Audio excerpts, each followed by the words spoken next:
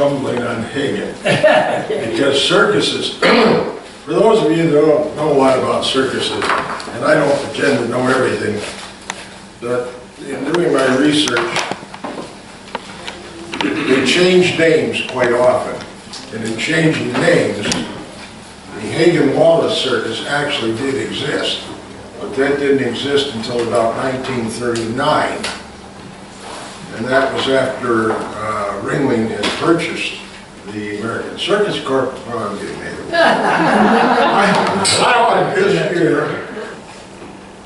Next year, excuse me, June 22nd. June 22nd of next year will be the 100th anniversary of the worst train wreck in circus history. And that's often referred to as the Ivanhoe train wreck.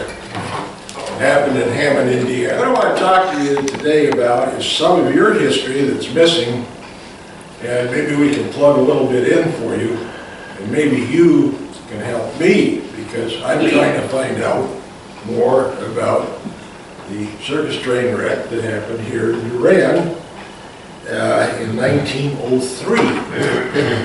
Now, it's been overshadowed, so that is our problem. And this is how names get all confused in the circus business. It's worse when you're trying to find the performers, because their act may have one name, but their real name is another one. And when you start trying to delve into 100-year-old records to find out who did what to who and who survived and who didn't survive, it's almost impossible. The Great Wallace shows, if you take a close look at this poster, you'll see what the bike acts were like in those days. Those are all high wheelers. I can't imagine that act, but I think it would be great to have one now. The Great Wallace Circus was started by Ben Wallace. Ben Wallace was from Peru, Indiana, and he was a very interesting character. He had a very successful circus, but in those days it was 10 cents to get in, 10 cents for a seat, 5 cents for popcorn, etc., etc. So he had a lot of coins. Well, he would ship his money back to Peru and safeguard it, because the local banks wouldn't take it from a traveling show. They would not give you deposits. We didn't have the interchange then. Remember, we're at a time where, well, with Ben Wallace, there weren't even telephones. So it was all Morse code through the wire. There were no interbank transfers. What he would do is he would take all the coins and put them in a keg, a wood keg, and mark it nails, and ship it back to himself. It worked for a while. But the bank decided that's too much. They'd open up these things and it took the tellers days to count all the coins. So he said, well, all right, if you don't want my money, that's all right. I'll open my own bank, which he did. The bank lasted until just 30 years ago.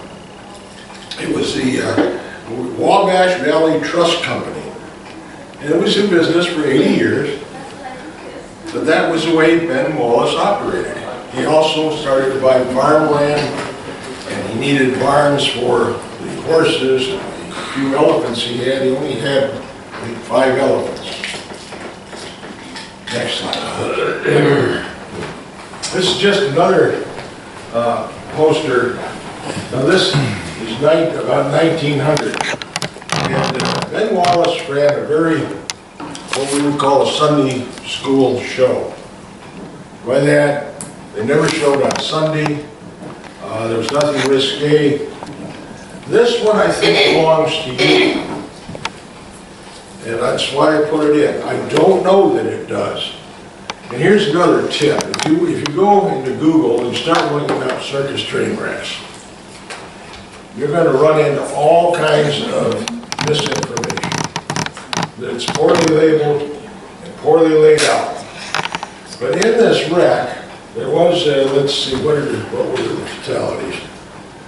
The 24 performers killed 1 elephant, a couple of camels, and a couple of ponies were killed here in Durand.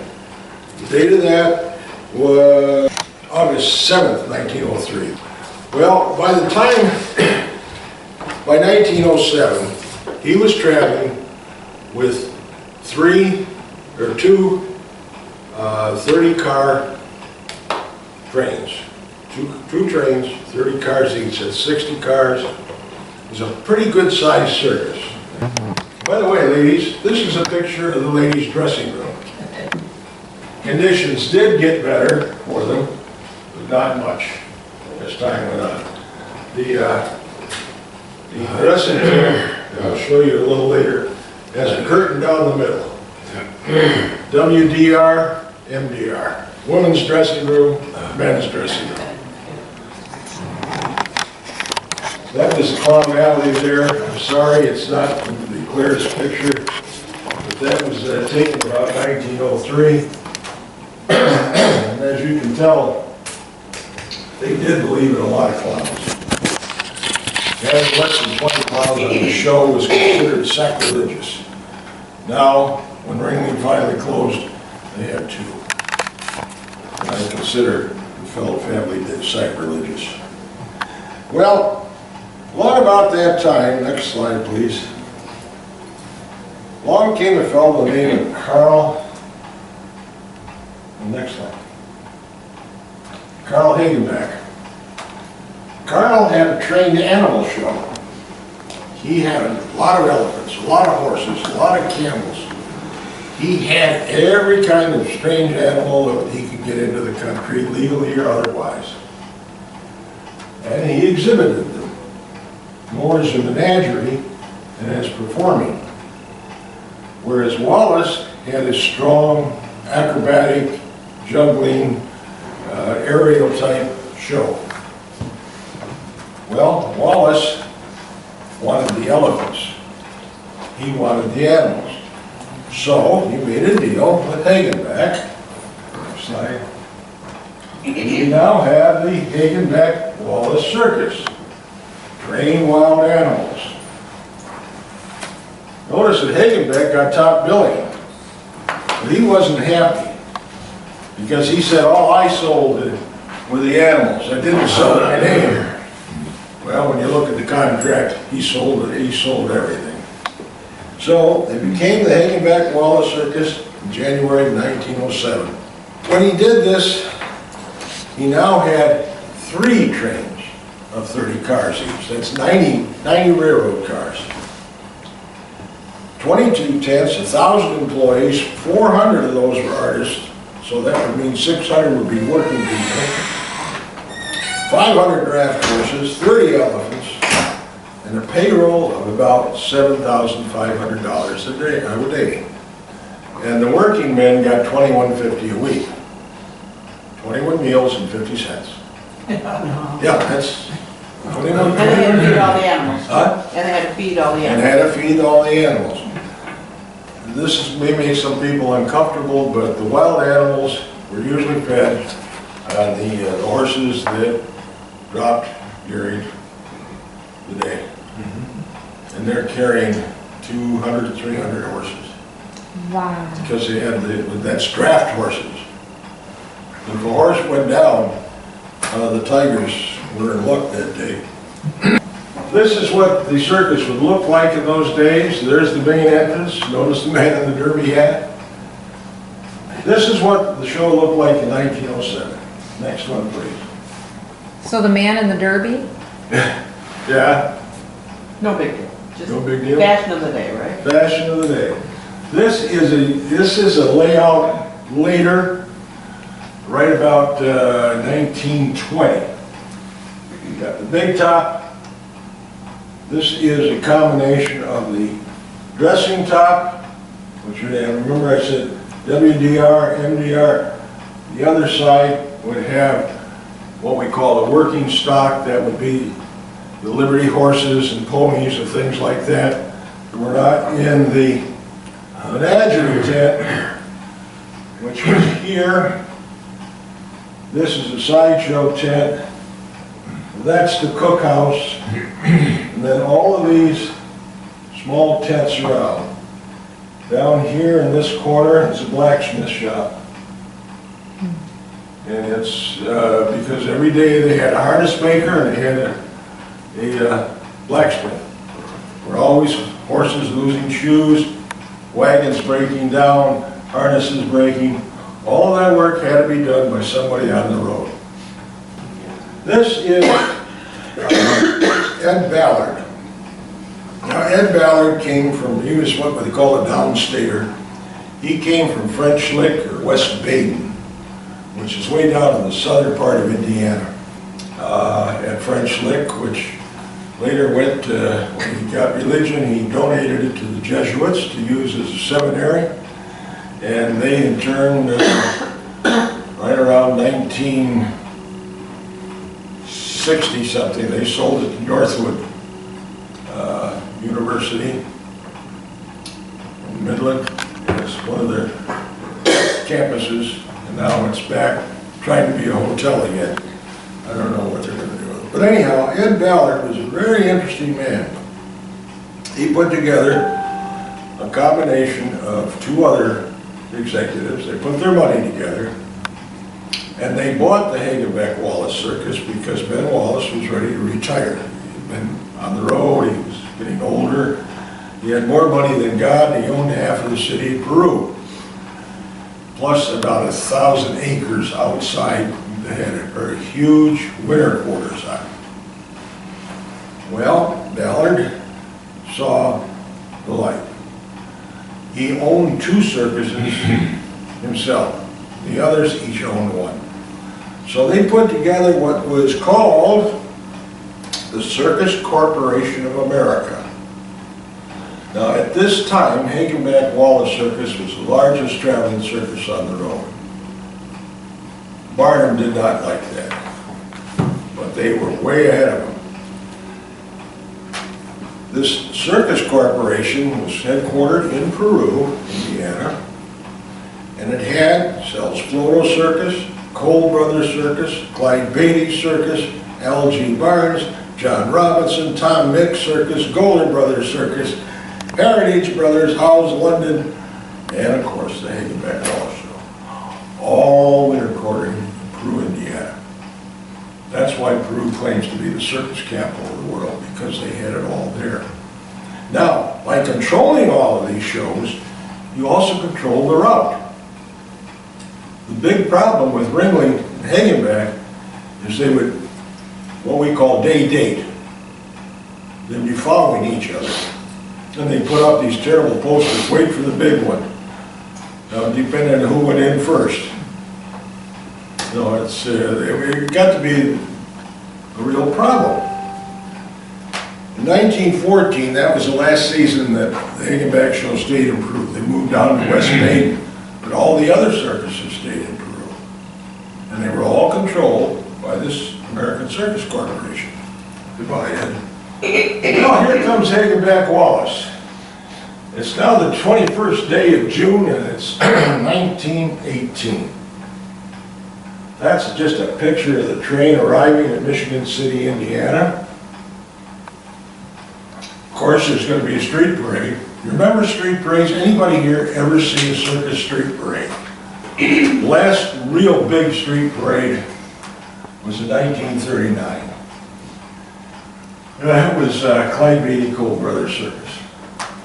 And I remember my dad taking me out, standing me up on a stool in Saginaw, and we saw that parade, and I think that's when I got the bug, because it bit hard.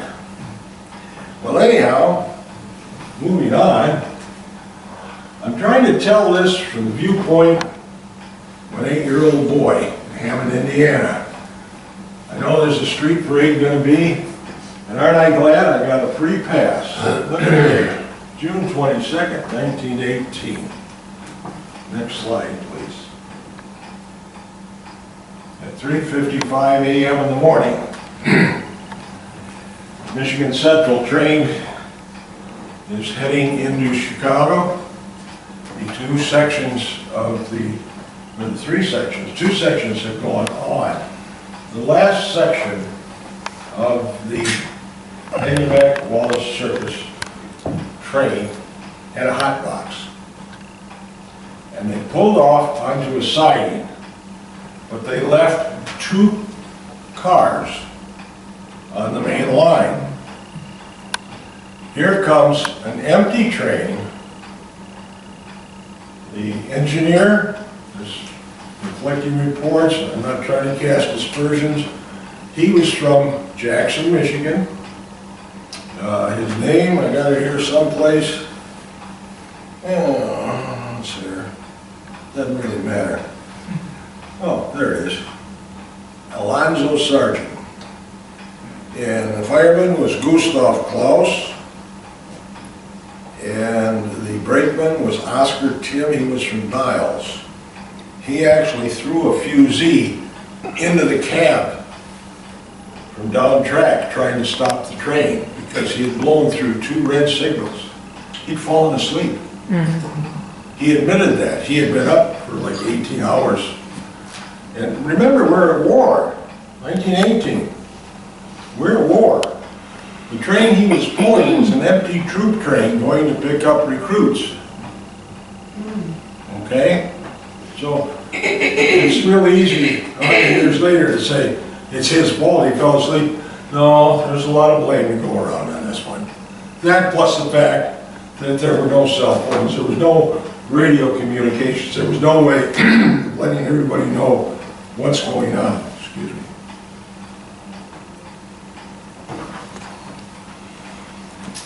This is part of the aftermath. Go ahead. Okay, I'll pump this thing again.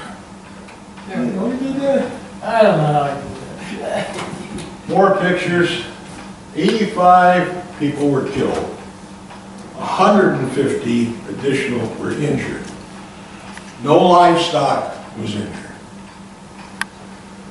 This is why your train wreck is overlooked by most circus historians, because of the sheer number of people that were injured. The people that were injured were primarily performers. Hence, no performances today. This happened on a Friday. The show in Hammond was to be Saturday. That show was canceled.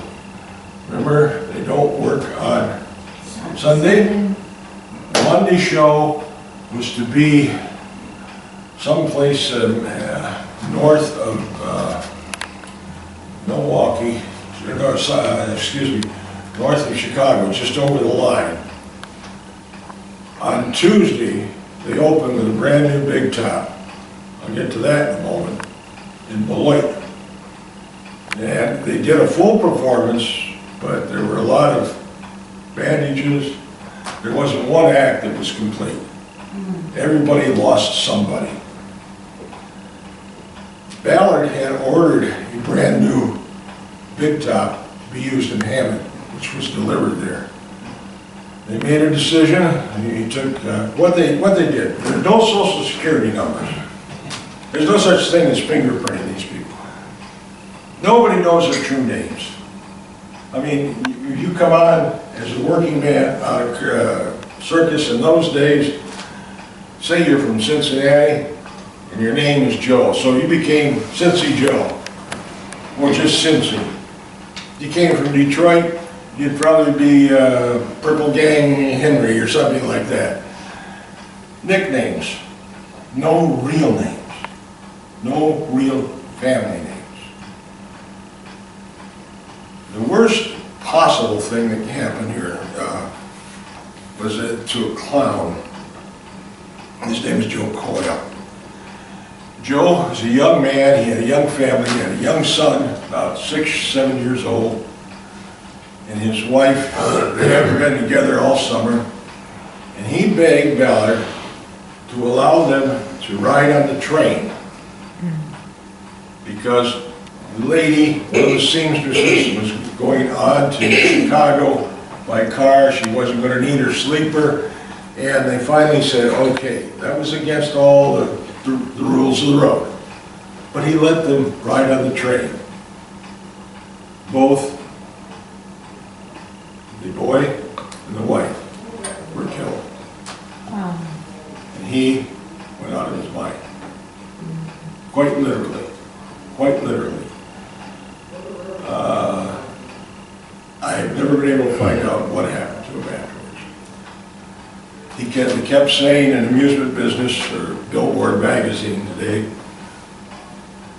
that he was going to come back after he had rehabbed or gone through, but whether he ever did or not, I cannot say. Now, let's move on to 35 seconds.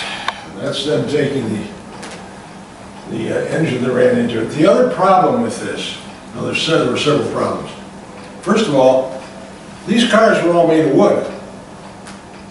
And if you go down and look at some of these old railroad cars, that wood's about 1.25 inches thick, and it's tongue and grooved, and it is heavy, and it is dried, and it burns like tinder.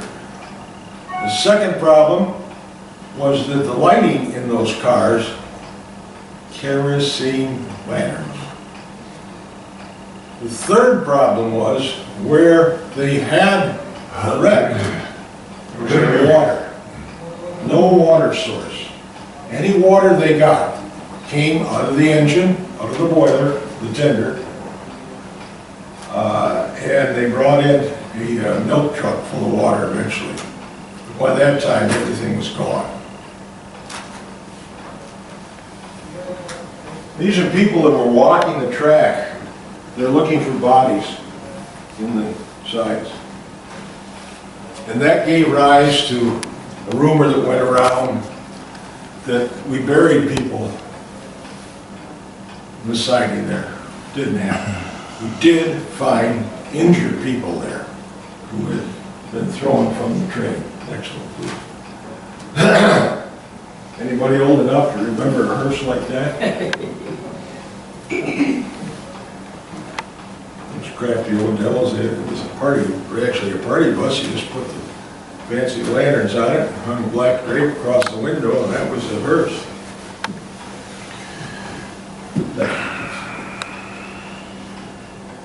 Well, now we're at the Woodland Cemetery, and this is why I'm here really to tell you about. We're going to, on May 17th of next year, we're going to have a rededication. A rededication. By that, there's 438 people buried there now. The big problem, if you've got 85 people dead, remember, this isn't today, this was then. Most of them can't be identified. They were burned beyond recognition. Some you couldn't tell whether they were male or female. Some were dismembered. I'm not going to get into that. Ballard, depending on whose books you read, took care of everything. Well, he didn't. Ballard made sure that the survivors were taken care of. He made sure that the dead got a casket. Everybody that was there got a casket. Presents another problem. There weren't enough caskets. And there's going to be, all kinds of strange things happen. Well, the Showman's League of America had been formed 3 years earlier. The first president was, anybody know? Famous cowboy. John Wayne. Huh? Tom Hanks? No. Tex Ritter? No. Now don't start me on Tex. Tex is a personal friend of mine. He is a historian, or was. You said it earlier. Tom Nix. Mix. No, way before that. What? Mix. The name Cody mean anything to you? Oh. yeah. Wild Bill. Yeah, well, Bill Cody was the first president of the Showman's League of America, which was founded in Chicago for the very purpose of the Circus Corporation of America, to get all the show owners together and try to figure out how to stop cutting each other's throat, making sure that the acts could be moved from show to show, different years. Everybody had employment, and it worked pretty good most of the time. But 3 years later, the president of the Showman's League at that time, John Warren, he was the president. And he had, about 6 months earlier, gone and purchased a rather large chunk of land at Woodlawn Cemetery. He paid $15,000 for it. So, in 1918 money, it's a pretty big piece of land. Currently, there's 438 people buried there, and we're not even half full. That's how big this thing is. But they paid for it, sole purpose. And this is what they said. No showman shall ever need go to a pauper's grave as long as there's room in Showman's Rest. Okay? That was 100 years ago. There are now cemeteries like this in Toronto, New York, St. Louis, San Francisco, Miami, Sarasota, all with the same dedication and purpose. Well, okay, the relief efforts were organized by the Showman's League and the Ladies Auxiliary, which had only formed several months earlier. The ladies got together with the men. The men said, we'll take care of the burial, you take care of food, clothing, costumes, rigging. And I got a boxcar loaded with this stuff and got it out. That's the first time the two organizations worked on a service project together. That's what we're celebrating. We're celebrating that these two organizations, in time of need, were able to step forward and say, you can count on us. And they have done a lot of charitable things since then. That's the issue. And we are going to celebrate that on the 17th day of May next year. And I'm honored to be the chairman of the program. This is the markers. 59. Wow. That's number 59. Look at the date. June 26th. This happened on the 22nd. Why did he die the 22nd? Because he lingered in the hospital for 4 days. But they still don't know who he was. So these are marked unknown male, unknown female. Go ahead, next one. This is a picture of the Decoration Day celebration, 1928. These are all people from the Inglebeck Wallace Circus standing there. And I did call it Decoration Day because that's what I always called it when I was a boy. I never called it Memorial Day. It's always Decoration Day. All of these stones have now sunk down about 6 inches. So the Boy Scout troop there is doing an Eagle Scout project and they're raising them all up to grade level for us, which I think is marvelous. Next slide. This is a Showman's Rest. A lot of people think a lot of things about it. But they think we buried it. An elephant died there and he was buried. There's 5 elephants marking the area with this big one in the center. And I don't know if you can read that, but it says the Showman's League of America, this plot has been erected, a monument to chartered showmen who lie here. Okay. So, another slide. These I don't know about, you can flip through them.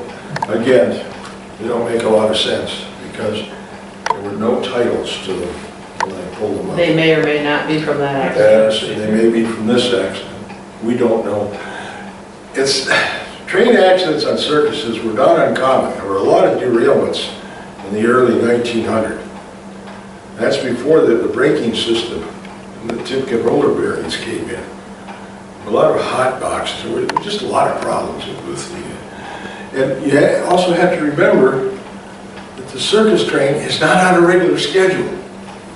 So people get all messed up. Well, anyhow, Ed Ballard, wanted to play Hammond at the end of the season. And the railroads demanded a $500,000 bond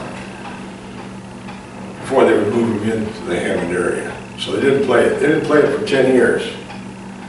But not that show people are superstitious. But when it was announced that they were going to play there, the day before, most of the performers left the train and came by motor carrier. They would not go through Hammond on the train. They're not superstitious. They just don't want to take chances. Ben Wallace,